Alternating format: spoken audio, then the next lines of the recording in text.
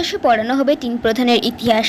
এই শহরে তিনটি শতাব্দী প্রাচীন ক্লাব এখনও দেশের ক্রীড়া মহলে বিশেষত ফুটবল সমানভাবে প্রাসঙ্গিক। দুটি ক্লাব রয়েছে জাতীয় ফুটবলের প্রথম সারির লিগে, আরও একটি উঠে আসছে মুখে। ভারতে অন্যত্র এমন নিদর্শন নেই, এমনকি আন্তর্জাতিক ক্ষেত্রেও বিষয়টি বিরল। এবার কলকাতায় সেই তিনটি প্রধান ইস্টবেঙ্গল, মোহনবাগান এবং মোহামেডান স্পোর্টিং যুক্ত হচ্ছে বাংলার পাঠ্যক্রমেও। একাদশ শ্রেণীর স্বাস্থ্য ও শারীরশিক্ষা বিষয়ের সিলেবাসে অন্তর্ভুক্ত করা হয়েছে এই তিনটি ক্লাবকে। সেখানে তিন প্রধানের সোনালী ইতিহাসের কথা পড়ানো হবে রাজ্যের কিশোর কিশোরীদের। অবশ্য শুধু যে ক্লাস ঘরের বইয়ের পাতায় এই শিক্ষা সীমাবদ্ধ থাকবে এমন নয়, পাশাপাশি একাদশ ও দ্বাদশ পড়ুয়ারা এ বিষয়ে প্রকল্প তৈরির জন্য বেছে নিতে পারবে এই তিন ক্লাবকে, অর্থাৎ ইস্টবেঙ্গল, মোহনবাগান ও মোহামেডান উত্থানের ইতিহাস নিয়ে হাতে কলমে কাজ করার সুযোগও থাকছে পড়ুয়াদের কাছে। সম্প্রতি সংশ্লিষ্ট প্রকাশিত পাঠ্যক্রম ক্লাবদের নাম দেখে তিনি খুশি তিন প্রধানের কর্তারাই।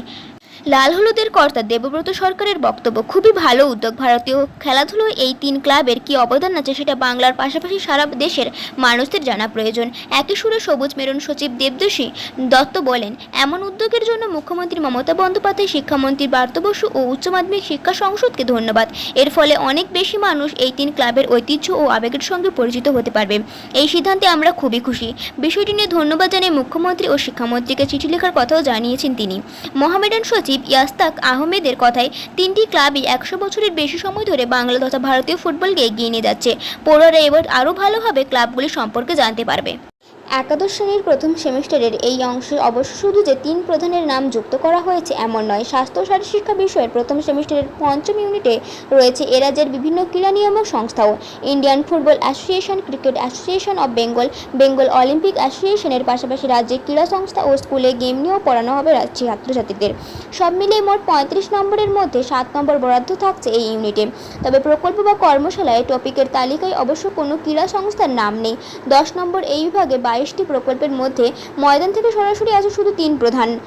এই প্রসঙ্গে উচ্চ মাধ্যমিক শিক্ষা সংসদ সচিব প্রিয়দর্শিনী মল্লিক বলেন, শারীরচর্চার ঐতিহাসিক পরিকাঠামোর মধ্যে তিন প্রধানকে অন্তর্ভুক্ত করা হয়েছে। আগে এভাবে নাম উল্লেখ করা ছিল না। এই ক্লাবগুলি পশ্চিমবঙ্গের উজ্জ্বল ও বৈশিষ্ট্যপূর্ণ ইতিহাসের অংশ।